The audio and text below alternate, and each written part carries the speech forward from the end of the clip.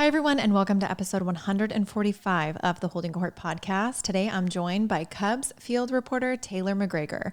Today, we'll talk about her journey to broadcasting, how it feels to walk into a clubhouse after a tough loss, and I'll even present an idea for her in Wrigleyville. All coming up right now on Holding Court. Bum bum bum bum bum bum bum bum bum bum bum bum. The day is finally here. I'm excited. I know.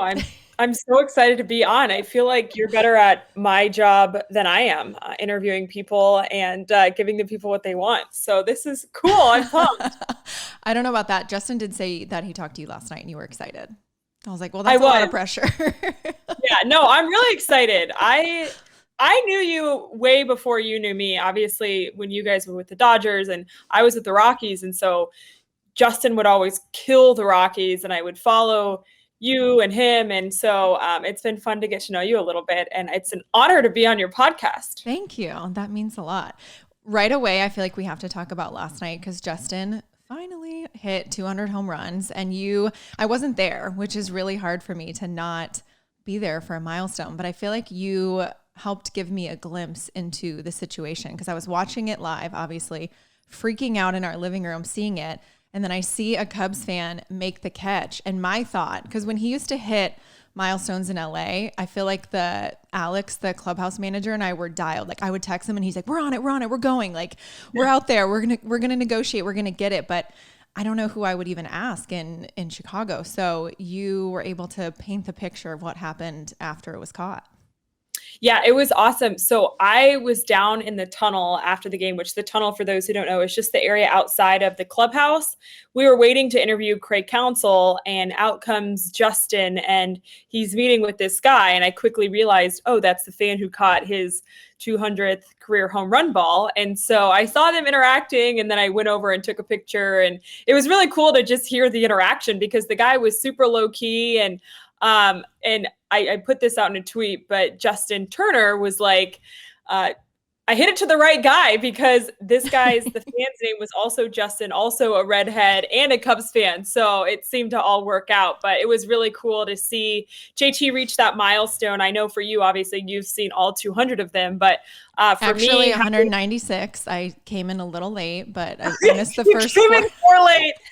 You came in too, like early on in his career, he didn't hit for a ton of power. So I've done the correlation of his career and when we were dating, and it took off. But I won't. So when he started dating you is when he started hitting home runs. Yes. There we go. Yes. So you've been around for 196 of them, and obviously, like Justin's been around and has been a big time star in this game for so long. So I've watched him, and just to reach that milestone, there haven't been a lot of people in the game to do that. So it was really special last night. And I'm not just saying this because he's your husband, but he's a reporter's dream. He's so kind. He's so available. And like, I want those moments to happen for people like him because he's just, he's who you want to represent Major League Baseball. And I really do mean that. He's just an amazing guy and he deserves a milestone like that. So it was pretty cool. I love hearing that. And yeah, it's always funny because I feel like fans, well, you help give a glimpse of the behind the scenes, but I think we kind of got a little more look into it with like the Ohtani ones in the past couple of years and those negotiations. But I don't feel like fans always knew the situation, or like fans don't necessarily have to give the ball back. I think, isn't it a rule if a bat flies into the stands, like they will actually take that back from them? But like a baseball's fair game. Like anyone can decide like, I'm not giving this back. And players kind of try to come up with stuff and incentivize. I know one in playoffs, a guy wanted World Series tickets and Justin left him because it was the Cubs against the Cubs, the walk-off one. And he's like, I need this baseball. And so he had to leave 2 tickets for I think it was like game 1 of the World Series. Oh, wow. Yeah. I hadn't heard that story. That's a good one. Yeah. But it's also funny. And I actually don't know the logistics behind this. I should find out. But it's funny because a fan can catch a baseball and maybe they do just want to keep it. But oftentimes you hear the value of the baseball and how, maybe they'll sell it. And especially Ohtani is like, it'll be worth, or Albert Pujols is a couple years ago in LA, how it'll be worth a certain amount of money. But if they don't get that ball authenticated, it means nothing because there's no way to prove to anybody that this is actually the baseball. So it's funny because people are like, well, I would sell it. I'm like, yeah, but they're not necessarily authenticating it. So it's technically not really worth anything unless you get that authentication. So I'm glad in this situation last night, the fan was awesome and happy to give that baseball back to JT, because those are the ones that you want. And I'm sure you guys will hold on to that baseball forever. Yeah. And I don't even think that one can be authenticated. Technically, I know they'll put it in a case and make like a little label, but I think when it leaves the field, because you've probably seen where sometimes they throw back the home run balls, but if you watch the video, they're reaching in their pocket and they're throwing back a different ball. So I think once we lose sight of it, kind of, they can't technically authenticate it. Oh, okay. So yeah, that's a good point. You hope it's the one, and you would maybe look at the mark on it and know, but I'm pretty sure they can't put the little hologram on there. But that is interesting. It'll be like the little label in the box, and that's kind of what you see. But I don't know. I could be wrong. But I think that. Well, in our hearts, that's the 200 home run ball. So. Yeah, it's the one. We're not going to put it on an auction or anything. It'll stay. It'll stay in our house. And so I'm glad you were there. I'm sad to miss it, but hopefully many more. And I'm always the milestone. I'm the milestone tracker too. I'll be like, okay, you're 2 away from like 600 doubles. And he's like, I am? Like he has no. I think he knew this one because it was there for a minute, but yeah, this was a good one. Oh, that's great, because I always wonder, some guys just don't keep up with their milestones. So I'm glad that he has a wife like you that can keep him on track. Like, all right, we need a couple more doubles. Let's go. Yeah, let's get there. I want to chat about, you recently did a broadcasting seminar this past week. I think it was for 25 people to kind of give them a day in the life, or maybe help with their aspirations, give them a glimpse of what it's like to be you and be in this field. Yeah, so it was really cool. The idea really started, Kourtney, because I get so many DMs from young girls and young men as well who want to be in this industry and who want to do what I do. And usually it's just a DM like, hey, what's the best career advice you have for me? And that's just a really hard thing to explain over one direct message. And so I don't really get to engage with a lot of those students the way that I would like to. And so I kind of started thinking, it'd be really cool if I could create some sort of class or seminar to give these kids an opportunity to really see what it's like to do this job for a single day. And then, as I started thinking, I was like, okay, it would be cool to also try to make good with this and raise money for charity. And so ultimately we paired it with Lou Gehrig Day, Major League Baseball, and 100% of the proceeds went to Project Main Street, which is Boog's charity. And Project Main Street helps those living with ALS because Boog lost his dear friend, Tim Sheehy, to ALS several years ago. And they started this foundation because they wanted to help raise funds for those who are living with ALS and have to deal with all the medical expenses that come along with that disease. So it kind of just all came together, and I'm super grateful to the Cubs and everybody at Marquee who helped this dream sort of come to life. It was really, really special, and hopefully the kids had a good time. Hopefully they learned something, and if nothing else, they got to see Wrigley Field. They got to see the Marquee Sports Network studios, and I think that was a pretty good treat in and of itself. No, it looked really cool. And that was actually when I posted the little prompt yesterday and said, any questions? That was the number one question. What is her advice? How did she get into it? And I just thought you should have went to the seminar, but only 25 spots. So you'll probably have you'll have to do another one or offer like a Zoom version of it. But I love that you did that. And since I didn't get to attend, or everyone else didn't get to attend, how did you first get into broadcasting or know that this is what you wanted to do? So I grew up around sports. My dad worked in baseball. My grandfather was a longtime high school football coach. So I kind of tell everybody that I learned sports seemingly through osmosis. I was just around. It was what we did on all the holidays.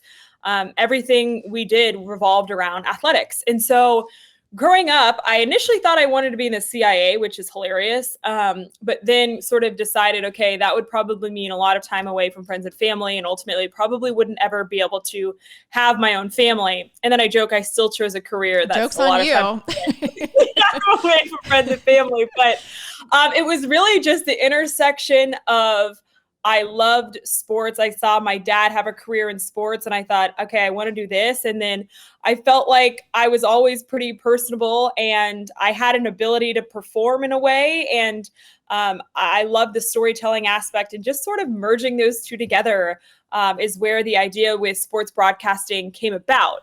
But I will tell you, Alana Rizzo from your time in LA. Alana was with the Rockies when I was growing up. And so she was one of the first women that I saw on TV that really gave me the idea of, oh, that's the job, right? Because you can have an idea of like, I like sports, I like storytelling, I feel like I'm personable, but like, where does that lead me? And seeing her and seeing other women on television allowed me to really start dreaming. And so I'm grateful for her in that market when I was growing up, and several other people as well that really helped kind of ignite this dream within me.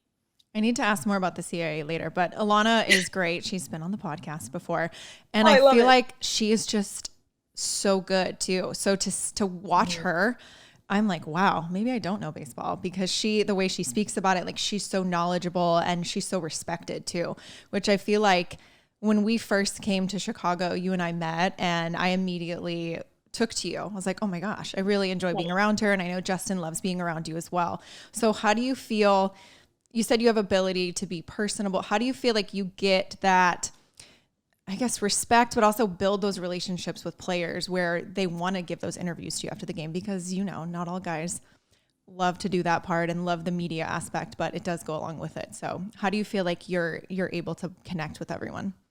Yeah, well, first of all, thank you for saying that. I remember when we met, it was going to Japan, and you were relatively new to the group, so you didn't really know anybody, and I knew who you were, so I go up and I'm like, hey, I'm Taylor.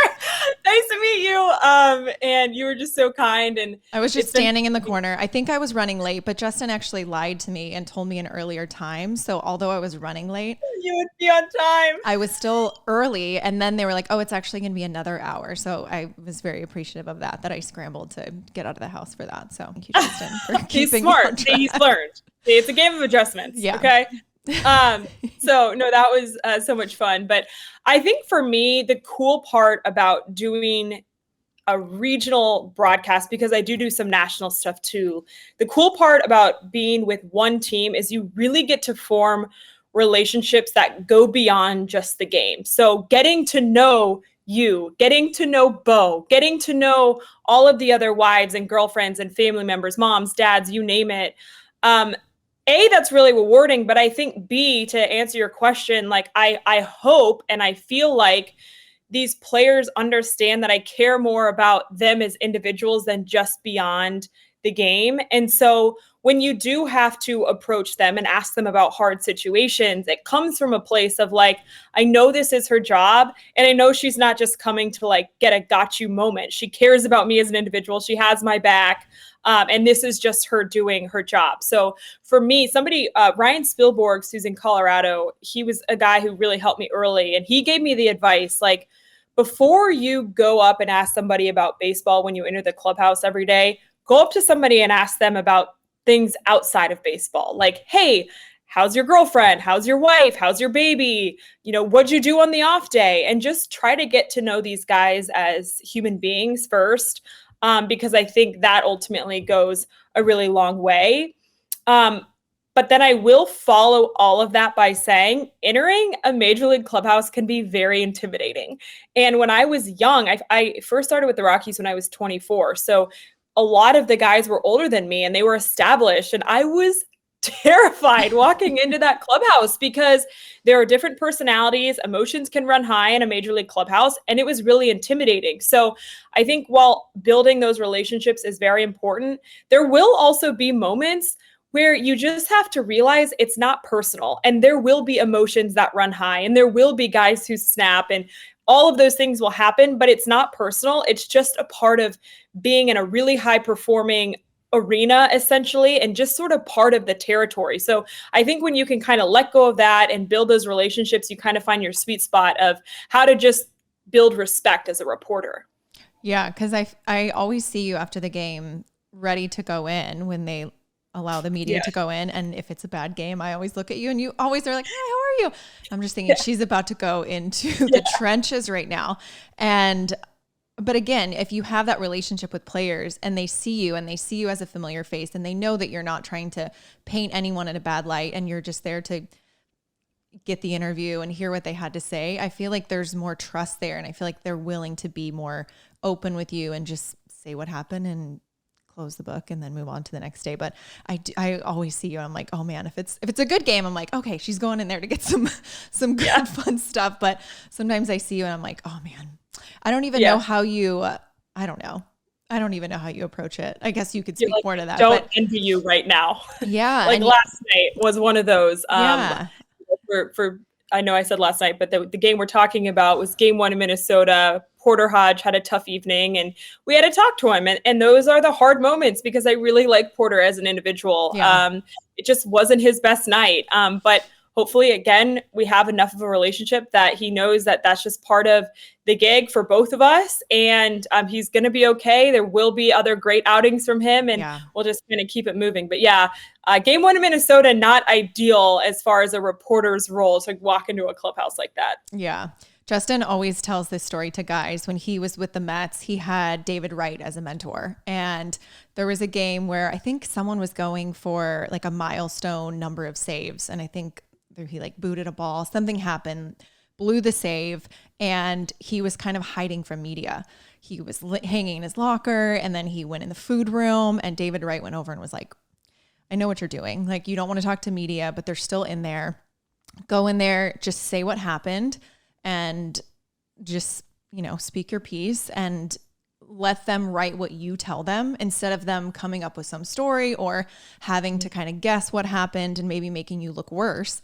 Just go out there and it's going to suck. But he was like, if you want, I'll stand next to you and you can talk to them. And so younger guys, like he'll go up to them and kind of just say, I know you don't want to, like that's the last thing you want to do right now is relive what just happened and talk about it. But it's the best thing you can't expect, members of the media to be there for the good things. And then something goes wrong or something happens and you're like, oh no, I only want to talk to him with the good stuff. Like, it's part of it. You kind of have to explain it. So I thought about that story last night with Porter because, like you said, he's the best and he's a good kid. Yes. And so there's going to be many more big moments for him. But last night was just unfortunate. I actually saw Justin last night prior to us talking to Porter, went up to him, and I'm sure he was sharing a little bit of that advice. Like, just crush it and say basically what he said, which is, I didn't have my best stuff and it wasn't my night and we're going to figure out what went wrong and then we'll keep it moving. So I think that's really great advice. And that's where Justin's been so huge for a lot of our young players, is just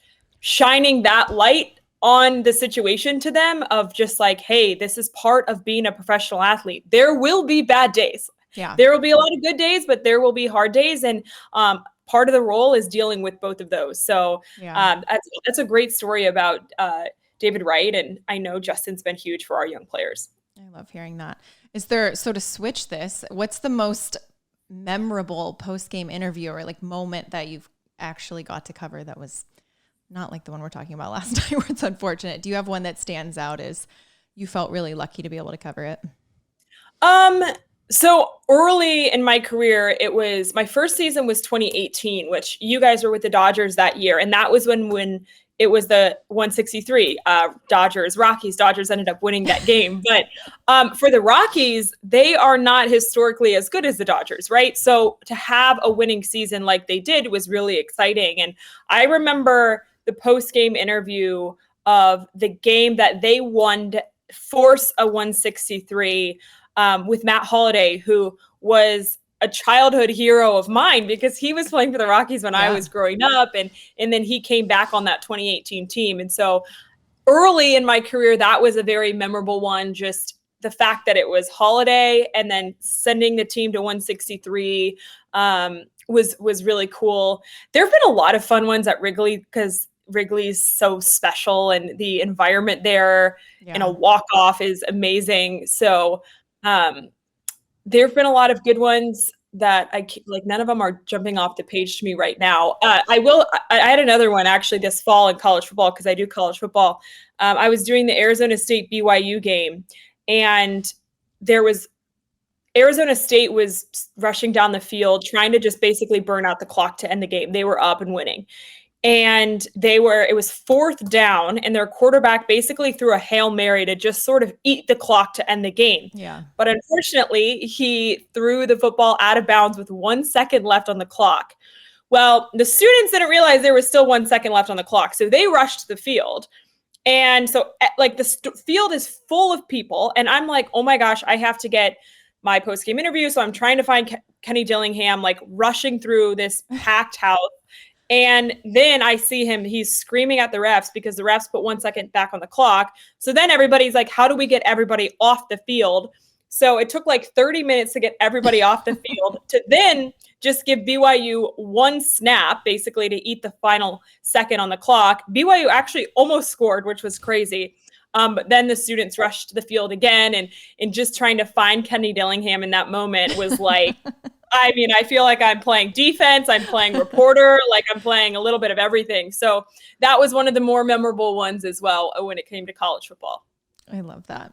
So it has to be different when you're covering a team. You mentioned the Rockies when they're having a winning season versus a losing season. Like, are you just trying to find the bright spots? And then fans, I feel like I grew up a White Sox fan, so I've been through the the losing season. I'm missing a really nice chunk here of theirs. So I'll need to like earn my stripes back when I go back to my White Sox fandom one day, but it has to feel different. And then are you just looking for individual bright spots in careers? Are you like, you have to know fans are frustrated during those seasons. So what do you have to do to kind of, I don't know, make it more enjoyable for fans to tune in?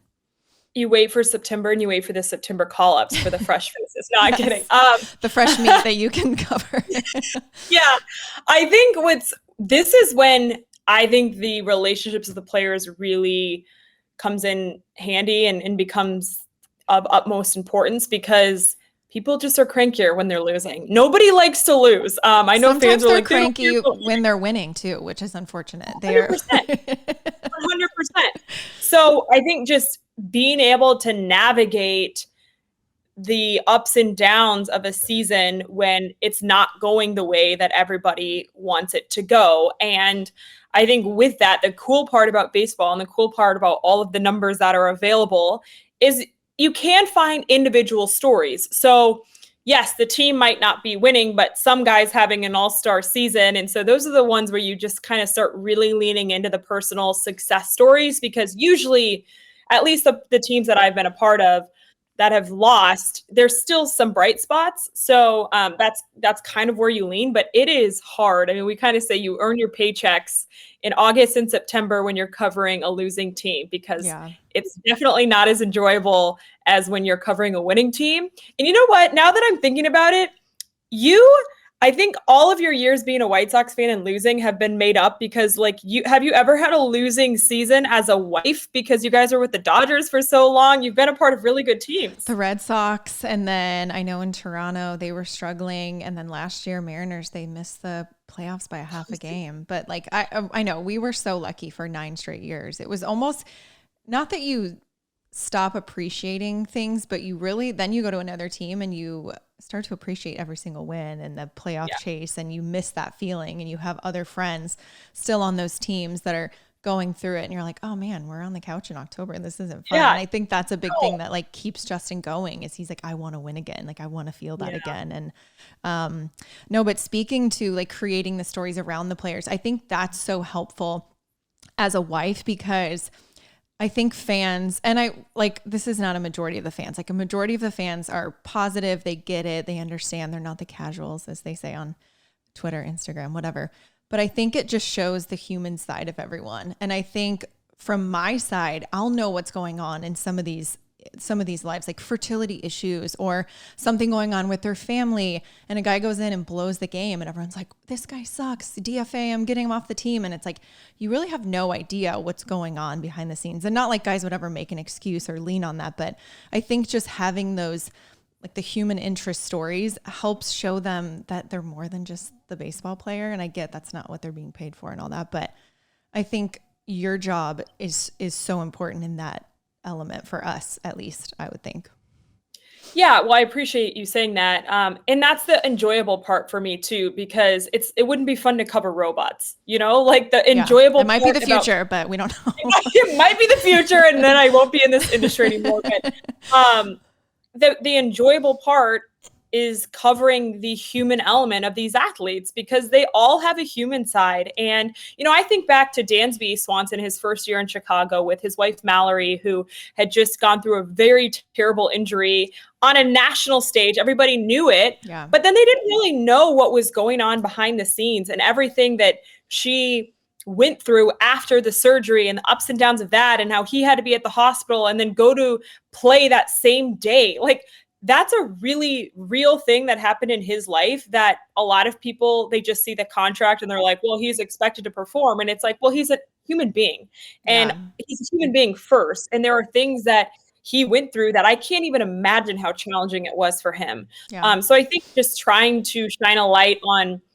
the humanness, if that's a word, I don't even know if that's a word. The reality of what these guys go through, is not only an enjoyable part for me, but I think it's an important part for fans to consume. Yeah.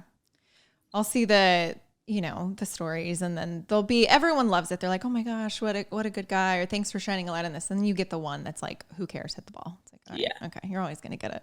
But that's the love-hate with social media. I've deleted my Twitter app multiple times in the last couple of years. I can't imagine being a wife on Twitter, because, oh man, I would be unwell. And it's so funny because, like I said, you'll see hundreds of positive things, and then you just see one, and that's the one you remember. And Justin's like, well, it's just one. That's just one person that has no idea. It was kind of funny. A couple weeks ago, there was a situation where Justin was hit for in a game, and whoever, I don't know if it was Michael or someone, hit for him and flew out. And there was a glitch on the MLB app, and it showed that Justin took the at bat, and they didn't want Justin to take the at bat in that situation. And whoever hit for him ended up getting out. And Justin said after the game, he had like hundreds of tweets that were like, you blew the game, I can't believe. And I was like, if this doesn't show us that certain fans maybe aren't really even watching the game, but are the loudest, that was kind of our hint. But I guess it showed on the app, like where you just watch the little, and sometimes you're on a flight and that's all you have, and you just watch the little red and the purple and the whatever, what is it called? Game. The game tracker. Yeah. So I think they were probably working, and they just followed that, and it showed that, Justin popped up or something, and everyone just went after him, and he's like, I didn't even take the at bat, and they're mad at me. Like, it wasn't even me. Yeah. So I have situations like that on college football, because there's another reporter whose name is Taylor, and I've had multiple tweets and DMs of like, how could you say that? Or this, that, and the other thing. And I'm like, I wasn't even on that game. No, like, crazy. It's crazy. And it's just so funny, the irony and the fact of, you're going to get online and criticize me for something I said, but yet you can't even get the information right. So that's what I was laughing about. I'm like, if this doesn't show that the loud fans that are negative are not even really paying attention, and we should not give them weight, but yet somehow that's really hard to do still. But I don't know. It's always interesting. And social media is such a big part of it now, and such a big part of your job too, and sharing everything. And I feel like media access in general has went on the up, right? Like you would say, there's a huge part of it now. I feel like this probably wasn't how it was 10, 15, 20 years ago, but people want more content, more access to the players, which is good for you, but not always what the guys want. And I think there's a little bit for the players, it's cool too, because it allows them to show their story the way that they want it to be shown. Yeah. Their lives in the way that they want it to be seen. But of course, with that comes negativity. It's the reality of every single platform. I've just gotten to the point, like when you said you deleted your Twitter, I'm still on social media, but I really don't read the comments. I don't. Because there have been times when I would get into a dark hole because I was like, well, they think I suck, or they think I'm fat, or they think I'm X, Y, and Z. And you're just like, this is insane. And like somebody gave me really great advice one time. They're like, nobody can call a tall man short. And basically meaning like, if you know your value and you know your worth and you know you belong there, then like this person can't bring you down. But it's like oftentimes the insecurities that can really get to you. And so just like getting rid of that, but also just trying to find being able to be secure in who I am and not allowing those people to infiltrate my mind, which is easier said than done. Yeah, I'll take that. I'm going to make us shirts that say, don't read the comments. So we can just don't read the comments. Joe from Obvious. I know. We'll get an Obvious shirt going. I'm sure it'll take a day or two and we'll have it on there. Yes. But I know. And I think my thing is I have a really hard time not wanting to explain a situation. Like there'll be a play that's put on and someone will be going on contact and then they end up getting out. Everyone's like, what an idiot. I'm like, do you think that this player decided to do that or this wasn't I don't know. Yes. And you want to go on there and defend and explain. And Justin's like, you're going to have no time in the day if you go on there and start like trying to explain baseball to people. And it doesn't even make sense to them. I'm like, if they don't already potentially see that as a reason, like they're never going to understand. It's always going to be somebody else's fault. Yeah, I know. That's the tough part. But again, majority, 99% of fans are great and they get it and they're understanding and they're supportive and they have the players' backs. But it's always the negative ones that are the loudest. I'm sure you see that. Without question. Well, since I've been on the road a lot this year and I've seen you out and about, I want to talk a little about traveling. You mentioned the job pulling you away. Do your friends get your schedule yet? Because I'll still have friends that'll say, hey, can you come to our 4th of July barbecue? And when I say no, or why is Justin not coming to our wedding? What do you mean? He has a game at 7, like our wedding's at 3. Your friends at this point probably grasp that you just can't make any major event or. Yeah. So luckily for me, especially in Chicago, a lot of my friends work in sports. So they get it because they also live that schedule. Like one of my best friends is Brooke Fletcher, who's the reporter for the White Sox, actually. And so like she gets it because she lives it. Yeah. But I will tell you, dating is really hard because that's the men don't get it. Even if they think they get it, like, oh, I grew up playing baseball, X, Y, and Z. No. Okay. They'll be like, hey, can you come to my company thing? It's at 6 on Saturday. No, I'm out of town. Can you come to my friend's wedding this weekend? Nope, can't. I'm working. And it's like, well, when are you ever have time? I'm like, yeah, I don't have time. I work every day. It's baseball. It's an everyday sport. So that's been the more challenging part for me. Like the girls seem to get it at this point, but the men in Chicago who I've tried to date have not. Men in Chicago. I know. I saw your little segment last night about the Philly fanatic and oh my God, saying that he proposed to you in Philly, but that you were single. We did get a couple questions about if you were single and how your dating life is going. And I will say there was a player in the Cubs. He was single and they had this idea to do a billboard in Wrigleyville. And it was going to be a number, a hotline. If you had anyone, they were going to send any submissions in. Said players no longer single. So if we want to find any sort of billboard space for you. Oh my God. Now it would be like a dating show. That would actually be hilarious. I think I would probably be a no to all of them because I'm just too big at this point. But I think, if we're talking about content, that would be some epic content. Let's see who would call it. Marquee. Maybe I would get no callers, Let's do the show. I don't know. I can have the number. I can get like a burner phone and then I'll filter through You'll everything. weed through them for me. Yeah, why not? I know. And then I feel like you really have to have a secure guy because you're around everyone, you're on athletes. And I feel like guys are just in general, a lot of them are insecure and they're like, oh, cool. You're, in the clubhouse, you're around all this. But I feel like that has to be a challenge, but I think the challenging part, absolutely the insecurities, but it's also when you live this life and you've lived it with Justin for so long, we're really blessed and fortunate. It's a really exciting, fast-paced life and you get to experience a lot of really cool things. You get to develop really cool hobbies just because of the things that you're around, the people you meet. And so I think sometimes it's like, that's my expectation for everything and everyone. And the reality is most people don't live lives like we live. And so I'm like, wait, you go to work 9 to 5 and then you don't do anything on the weeknights and then you do like the same thing every Friday and Saturday, like could never be me. And so that's a really hard part for me too, is just like also understanding their life. And I'm like, I don't know if these things mix and match because have lived a completely different life. Like imagine you now knowing the life that you live and then going and like, if you were still single, dating somebody who worked 9 to 5, like you'd be like, no, thanks. I'm choosing this life. Yeah. You know what I mean? It's also like, it sounds bad, but there's also something nice that I'm also like never really available for a lot of things. Like it's almost like I'm forever just escaping things. So I'm always kind of on the move, and there's a weird comfort in that. Not that I want to miss things. Like I go to all the weddings by myself and make all that work, but it is kind of nice having like a little mystery of like, can she make, like you're not expected to always be available for everything.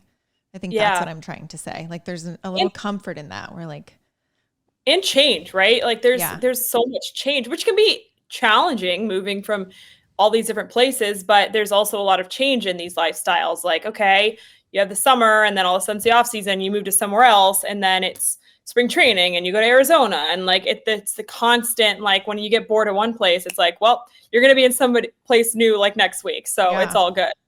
I know. I used to say, oh, I just want one day or 1 week where we have nothing, and then we'll have nothing. I'm like, okay, what are we doing? I need something to like fuel the fire here. So I don't know.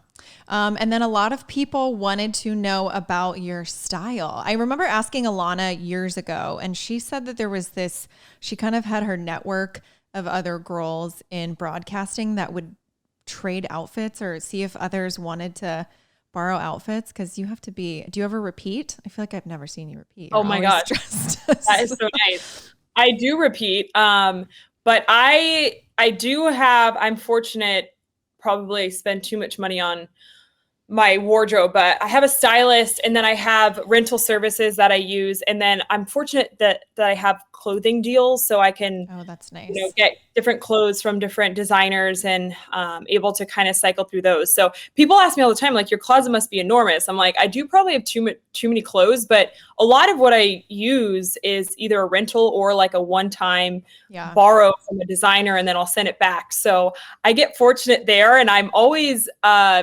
flattered when people compliment my style, because I've never thought that I have like really great style. I always look at some of my friends, I'm like, gosh, you guys are so cute and fashionable, and like I can't put together an outfit to save my life. I usually just like throw on a dress and some, sandals and call it good. So I appreciate them thinking that I have it's one style. Of the things I look forward to during the game is finding you. I'm like, dang, she's so chic again. Shit.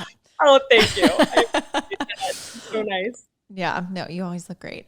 Before we end, are you good doing like a little rapid fire? Just yes, let's do it. Questions. Okay, your favorite restaurant in Chicago? Bavette's. Ooh, I've never heard of that. Oh, you gotta go. You have to go. I have like 3 places, and we just keep recycling them, and it's bad. We get in that. Is RPM Seafood one of them? Because I saw you out there. I know, I did see you there. And then I didn't know that Justin was ready to go. And then you and I were talking for over an hour, and he was just like, keep yapping away. Sorry. Like, Bo should probably go to bed at some point. I was like, oh, sorry, you're still here? We were just chatting. Yeah. No, I'll have to look that up. Favorite city to visit for baseball? Toronto and Boston. And those are up there just because I don't get to go there very often. We play there every other year. So 2 of my favorites, which we get to go to Toronto. Are you going in a couple weeks? I know. I got to take Bo back to his homeland. That's where he was born. Yeah, where he was born. I know. Oh, we don't go to Boston, which I'm really sad about. No, I Boston love it there. Was truly like the best. I love Chicago, and obviously growing up near here, it's always my favorite, but there is something about Boston, and it's such a good sports city too. And I don't know, playing against them, you want to hate them so much, but they're just diehards. It is. And I'm kind of sad we weren't there for a really good winning season and playoffs and experiencing that, but there's something about it. I don't know. And such an accessible city. We love an accessible city. I never dealt with traffic. I just took the T everywhere, or I walked. Did you guys live downtown? We were in Brookline, so it was about 2 miles from Fenway. And so I would either walk, or I would just literally hop on the T, and it was like a 10-minute ride. And then I just walk right over the bridge, and I was there. So it was so easy. Yeah, I'm jealous. I love going to Boston. So I can't wait to find out when we go there next year. It'll be fun. It's nice because the every other road trips now. It used to be like once every 6 years. So I was when I was stadium chasing, it would take me a really long time. And now to I get all the think stadiums. now I think Yankee Stadium's going to be number 16 for him. Like this kid has no idea that I had to spend like 11 years going to every and it would be on the schedule in like 3 years. I'm like, okay, I got to put that on the calendar. Got to check off this have to go there team. then. Yeah. Who is your dream interview? So it doesn't have to be sports related. Oh, Oprah. Yeah, Oprah. And I know that's probably a cliche, but I just think her ability to interview people, I want to interview her about how she interviews. Like I think back to her interview with Meghan Markle and how she just has this ability to make it conversational, but also get people to really open up. And I watched her show growing up. And so she's still an icon to me. And I just think it would be really cool to get tips and tricks from her. I remember watching the finale with like Tom Cruise in the crowd and Rascal Flatts performing like a power ballad and everyone's sobbing, like swaying. It was like a very emotional time when her show ended. So I know. And to think it was in Chicago too. And I didn't live there, at the time when the show was still running. So it's been cool to kind of feel like I'm close to the heart now, living in Chicago. Growing up in Chicago, it was kids wanted to go on the Bozo show, which ages me. And I never got to go, unfortunately, with my Girl Scout troop. Okay. And then the moms always wanted to go see Oprah. So those were the two Chicago dreams in the 90s. But I bet. No more for either of them. It's funny. My wedding planner, I always asked her who her dream client was. And it was Oprah. And then she said every time the phone would ring in her office, and her assistant would pick it up, she would say, "Is it Oprah?" And she'd say no. And she's like, "Okay, I don't care." And then one day it was Oprah and she got to do, I don't know if it was like a book event or something. She got to do like a little luncheon for her. And so I'm hopeful for you. She manifested that. Yeah. See? Okay. I love it. I'm manifesting my husband and an interview with Oprah. Yeah. Here we go. Get the billboard going and then start asking when you get calls if it's Oprah, and it will be one day. I love it. I'm hopeful for you. I wonder if you can guess who this one was submitted from, but if you were to adopt a pig from a cafe in Japan, what would you name it? Was this from Alex Cohen? Yes. Okay. That's hilarious. Did that experience make you sad? Because I left feeling sad, but I don't know. I didn't feel how I wanted to feel at all. I thought, I thought it was a little dirtier than I expected. And my pig had an injury and they were like, oh, it's just a sibling little rivalry. Sometimes they nip at one another. And it just, at that point, I'm like, okay, I'm glad I'm supporting them and they can maybe get the care they need. But I felt like feeling really sad. Yeah, just sad. Yeah. There's no other word. It was just sad. I could see that. It was definitely not what I expected. The only thing I was like, it was cool to just experience a animal cafe, because they were all over Tokyo. They were really big. So, but yeah, I would agree with you. I thought it was dirtier than I expected. And it was a little sad. The pigs were not as friendly as I wanted them to be. No. Like you want the little ones to be friendly, and they were not. But if I was going to name a pig, I'd probably name it Suey, because I went to the University of Arkansas and we picked Suey. So, it makes sense. I love that. Okay. And your current TV show that you're binge watching, don't say Love Island, because I'm on like episode 6. I'm so far behind. Okay, wait. I have to look. This is so bad. I should know the name of it. I just started it literally earlier this week. It's okay, now I'm so bad at names because I just like press play. I'll just talk about Love Island while you're looking. It's the Waterfront. The Waterfront on Netflix. And it's a drama, drama. It's about basically like a cartel that overtakes this small town and kind of the story behind that. I just started, so we'll see how it goes. But okay, Love Island, I have not watched it, but a lot of my friends are obsessed, and I'm definitely going to start after this. The problem is it's it's almost live. So I think they filmed the episodes maybe the day before. So I think there's 20 some episodes over the last 4 weeks. So if you miss a couple days, it's already online trend live and happening. I didn't know that part of it. Yeah, because there was some controversy and people were getting kicked off from things they were finding online from contestants in real time. Whereas if this was The Bachelor and they filmed 4 months ago, they would have just had to edit these people out. And they are in real time finding out stuff and they're getting the boot. So, oh my gosh. I Well, know. drama. Okay. I know, but I don't even know how am I going to catch up? Where are these 26 It's- hours that people have found to catch up Yeah, to the that's show? always the question. That's always the question about binge watching is like, I am a sleeper. So like I get home and I'm like, I just want to go to bed. And then, wake up and then I have my morning routine. So I don't really have time in the morning. So yeah, I'm with you. It's really hard to find time. I don't know. Like, I guess Justin watches stuff on flights, but I feel like the travel here is a lot shorter than when it was West Coast really to East Coast, which is amazing. I think this is the best travel, but a lot of flights are an hour or 2 hours. Yeah. And you're not really getting any TV watching in. But I know when Justin gets home, he watches a little of the West Coast games and then it's quick pitch and then it's bed.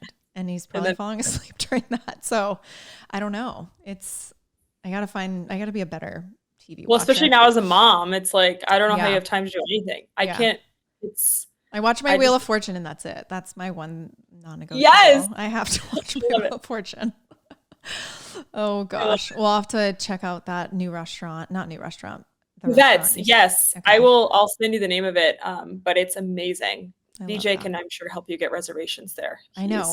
Ooh. Okay. I got to ask who you're nominating to be on the podcast. Cause last week it's funny. Justin said you. And then before that, Cody's wife said, Alex Cooper from Call Her Daddy, which we had a wives meet and greet that she walked up to and then walked away. So that didn't happen. I didn't get to ask her to come on. Not that she would have, but I need to know who you're nominating and maybe I can manifest like Oprah who can come on the podcast. Who am I nominating? I'm nominating Bo Jackson. Oh, I love that.